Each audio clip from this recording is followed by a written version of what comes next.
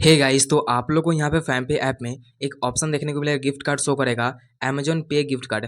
अब ये अमेज़न पे गिफ्ट कार्ड है क्या? इसका रिडीम कैसे मिलता है और इसको कैसे बाय करेंगे और इसके बारे में जो भी डिटेल है, चलिए आप लोग को बताते हैं और इस पे कितना हमको कैशबैक देखने को मिलेगा।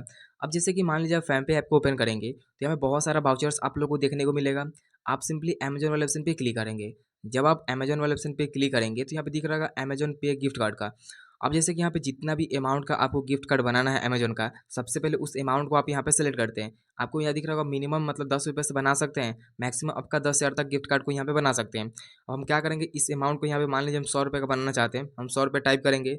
अब आपको यहाँ पे देखना है कि आपका जो रिडीम है वो कैसे मिलता है, तो यहाँ पे दिख रहा होगा हाउ टू रिडीम, इस पे क्लिक करना है।